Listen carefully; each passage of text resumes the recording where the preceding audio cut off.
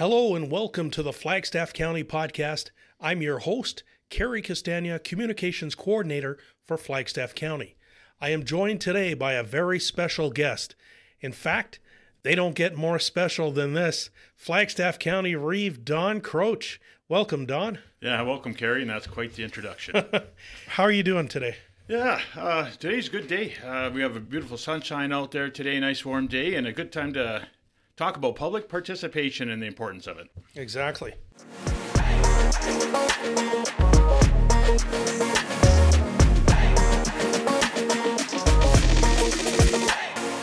You're listening to the official podcast of Flagstaff County. Today we're going to be talking all about our public participation plan. First, Don, for those who may not know, I'll let you talk about why we try so hard to engage with the residents of the hamlets and rural Flagstaff County. Yeah, thanks, Cary. Public engagement plays a crucial role in fostering good governance. Strong public engagement and participation ensures that council's actions, decisions, policies are transparent and open for scrutiny. By involving the public in decision-making process, council can build trust and confidence among the stakeholders, as they can see and understand the rationale behind the council's decisions. When citizens are actively involved in the governance process, they can demand explanations, provide feedback, and hold councillors responsible for their decisions. Effective public engagement ensures that everyone has a voice, and all perspectives and interests are considered in the decision-making process. Engaging the public in council's decision-making can lead to better informed and more effective decision-making. By engaging the knowledge, expertise, and experiences of Flagstaff County stakeholders, councils can identify the problems and explore innovative solutions. Yeah, this communications is a two-way street. Yeah, right. Absolutely. Public engagement is a circle of communication. We send out questionnaires and surveys. We receive that information, and we need to report back on what we've done on that information, how we're going to move forward with some of the ideas we've got back, and we'll do some of that today. Flagstaff County Policy LE006, the Public Participation Policy, identifies public participation as an essential component of good governance, as you said, Don, and is a shared responsibility of council, administration, and the community. The policy requires council to review and approve public participation plans developed by administration in circumstances that include when gathering input with respect to budgets, business plans, and capital plans. Now, bear with me as I provide some more background. At last month's council meeting, council approved the 2025-28 business plan and budget timeline, which called for a corresponding public participation plan.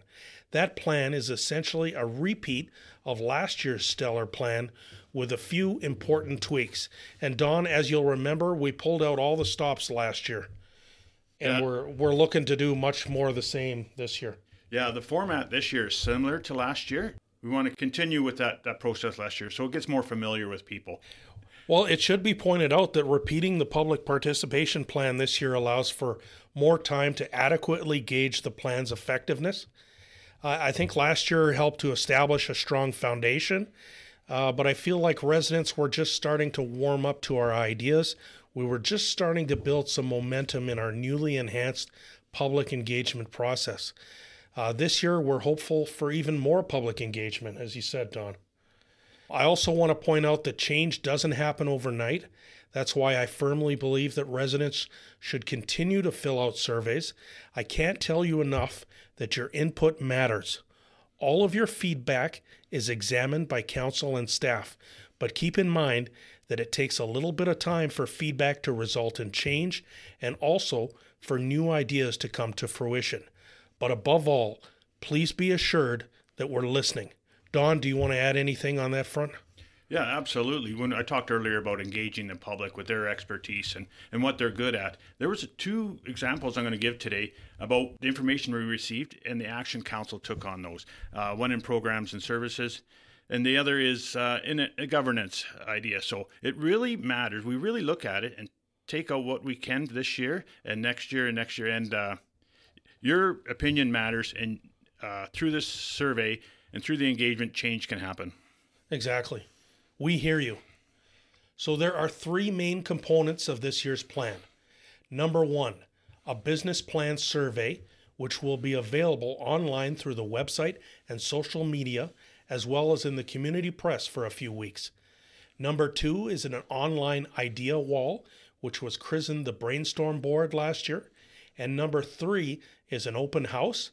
This year's open house is dubbed Coffee with Your Counselor, and it's a prime opportunity to sit down with your local representative face to face to bring up some concerns, ask some questions, or just tell him he's doing a bang-up job. Now, Don, we're not fooling around this year. Yeah, absolutely not. That coffee with your counselor is kind of a new idea. It's kind of a different time than we've had last year. I think we've had public engagement in the evening with coffee and donuts, and we've had a barbecue in the afternoon. This is just so we can really attract a different demographic. Some people are coffee guys, some guys are evening guys. So we want to make sure that the engagement we get is from a very diverse demographic and that we're hitting all the age groups. But no, Don, we're not fooling around, because Coffee with Your Counselor is slated for the day after April Fool's Day. That's Tuesday, April 2nd from 2 p.m. to 4 p.m. at the Flagstaff County Administration Building. As part of that, we will be offering tours of the county shop next door to those who are interested. Now, here's the cool part. Each of the 3 components comes with an entry into our draw for $500 in Flagstaff bucks. So if you complete the survey, you'll earn 1 entry into the draw for $500 in Flagstaff bucks. If you submit an innovative idea for the Brainstorm Board, you'll earn another entry into the draw for $500 in Flagstaff bucks. And if you attend Coffee with Your Counselor on April 2nd at the county office, you will earn yet another entry into the draw for $500 in Flagstaff bucks. Now, I just want to explain that last year we gave away concert tickets, but we really wanted to keep it local this year with the allure of $500 in Flagstaff bucks. Now, if you're not familiar with Flagstaff bucks, the Flagstaff Bucks program allows consumers to spend Flagstaff bucks at participating small businesses in the Flagstaff region. The program offers denominations of $25 and $50 to be spent at any participating retail location or small business in the Flagstaff region. Right now, that list includes nearly 40 local businesses. The Flagstaff Bucks program was created to keep money in our local economy. With every dollar spent locally, a story unfolds as that dollar circulates within the economy. Understanding that story and knowing what you can do as a business owner and individual consumer to keep the most of each dollar here in the Flagstaff region can make all the difference. If you are a business owner in the Flagstaff region who wants to participate or learn more about the Flagstaff Bucks program, email Cary Lefsrud at klefsrud@flagstaff.ab.ca. That's KLEFSRUD at flagstaff.ab.ca. All right, so that's this year's program. Now let's take a look back at the highlights of what we heard last year, starting with the business plan survey. Don, anything that really stands out for you? Yeah, last year was the first time we did that business plan survey, and we've got 240 responses.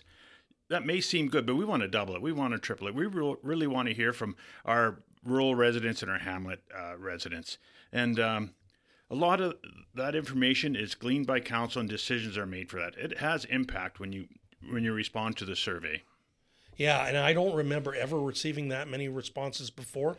But as you said, the more responses, the better. Now, in last year's survey, we asked if department service levels should be maintained, enhanced, or decreased. And Don, what did most agree on? Yeah, it was overwhelming, actually. The majority of residents of the Flagstaff region wanted to maintain levels as they are and did not want to see a tax increase to enhance those services. And that aligns pretty closely what the council has been doing for the last 3 years. We've really focused on not passing the burden of unpaid taxes and inflation to the ratepayers. And we're proud to say in the last 3 to 4 years, we have not increased the mill rate. And these are some pretty challenging times. Since 2019, we've wrote off over $5 million in unpaid oil and gas taxes. And as of today, there's over $15 million unpaid oil and gas taxes. So we've really worked hard not to pass that down. And that's what we've heard in the survey, that we like the services are adequate, but do not increase the burden to our taxpayer. Yeah, I mean, the survey lets you know, though, that you're right on track. Now, also of note, 41.2% of respondents supported reducing the number of counselors from 7 to 5, and 23.9% were unsure. Don, can you talk a little bit more about that? Yeah, absolutely. Those percentages are very high numbers. And when council looked at that, we decided we need to do something about this to address this concern of our ratepayers. So we are moving ahead with looking at our electoral boundaries for the next election. So starting May 1st, we will be doing a municipal census. The census will be online, and if not completed online, you can expect a door-to-door visit with our enumerators. Results will be gathered from all the information for the new electoral boundaries. Results will be gathered and options for new electoral boundaries will be prepared, and the public will be invited to provide input on these options. Options will include 7 and 5 divisions. This is something we heard from the census, and action was taken on it. So once we've done that and we've had the proposals drawn up, we'll engage the public, and the intention is to have a bylaw passed with the new electoral boundaries in place for the 2025 election. So just one example of many that councils took the information we gleaned from our public engagement and took action on it. Yeah, that's a good point. And the results are going to be very interesting. I'm looking forward to seeing what we can find out. And meanwhile, with the survey, 75% felt that they were receiving fair, good, or very good value for their taxes. Plus 60.5% rated council's performance at a 6 or above on a scale from 1 to 10. Don, what are your thoughts on that? Yeah, they're good numbers, but there is room for improvement. This public engagement session, we blitz it for a month in May, but it should go on all year round. Reach out to your councillors if you have any concerns. If there's any programs and services you think you need improving, or if you have any concerns. Council doesn't know what they don't know. But they're good numbers, but we can do better. All right, and next up is the idea wall, which, if you remember, we dubbed the Brainstorm Board. Now, the Brainstorm Board received 17 submissions last year. Of those 17, 9 were event-focused. The top 3 ideas were a rotating farmers market, an outdoor weekend festival, and an annual fall festival. Don, what are your thoughts on those events? Yeah, those are really great ideas, and council took that to heart. We wanted to take that direction we've heard from that and create a program that supports a lot of nonprofit organizations in providing innovative and diverse events in Flagstaff region, and that's what these are. It aligns with our citizen attraction and tourism strategy. The 2024 budget has provided a community service grant and tourism grants. We hope to draw more tourists to the Flagstaff region. For more information about these two exciting programs, go to our website and look into the criteria, and we hope to see an application come across our desk soon. All right, and finally, let's look back at last year's open house, which featured a series of priority ranking surveys. Now, admittedly, the open house was sparsely attended. I don't know about you, Don, but I would have liked to see a few more attendees. Yeah, absolutely. Every year, council goes over our priorities as a council, but we need input from the public, just because we need that information to make informed decisions. We realize that people have busy lives. That's why we posted our priority ranking surveys online so residents could complete them whenever they wanted. And they did. We received a good sampling of responses so that we could clearly gauge where our residents' priorities lie. What was really intriguing about the priority services, they align pretty closely to councils. And that just gives council the information needed to make informed decisions when we reset our priorities every year. And this gives us information that we are on the right path, or maybe we have to deviate from the path a little bit. Just good information from the public. And we take that with all the other information and make good, informed decisions on the direction of Flagstaff County Council. Now let's take a closer look, starting with Public Works. Public Works received the most survey responses. Public priorities for Public Works were as follows. Number 1 was road maintenance, no surprise there, followed by the gravel program, and number 3 was road recovery and rehab. Yeah, that aligns really, really close to councils, and that just reaffirms that we're on the right track with our priorities, and it's a reflection of our citizens in Flagstaff County. Next was peace officers. The public's top priority was protecting infrastructure, followed by patrol services. Community safety programs rounded out the top 3. Yeah, absolutely. And protect infrastructure. I know that's council's number one priority for peace officers. Next was communications. The public's number 1 priority was the website. Number 2 was social media. And number 3 was the quarterly newsletter. No surprises there. I took this to mean that people like to rely on the county website for information. The numbers were almost unanimous. They also go to social media, and they like having information published in the form of the quarterly newsletter. Yeah, having those 3 different ways to communicate with the public is what we need. Some people are print people, some people are on their phones, some people like to do it at their home computers. So we will continue with that engagement all the way through. Yeah, we're always looking for different ways to engage the public, and we try to be where the public is, whether it's print media or online social media or podcasts. So that's what we try to do. So ag services was up next. Roadside vegetation management was the top priority, followed by the shelter belt establishment program and parks. Yeah, when you look at the priorities, they're all very close. That just says to me, support in ag services is needed across the board. There's only a few percentages difference in those top 3. So that, to me, that says support of ag services is important, whatever program it is. All right. And for planning and development, it's all about demolition of derelict properties. The number 2 priority was enforcement of unsightly properties. And number 3 was our web map aerial photos. Yeah. And I think those are strong priorities.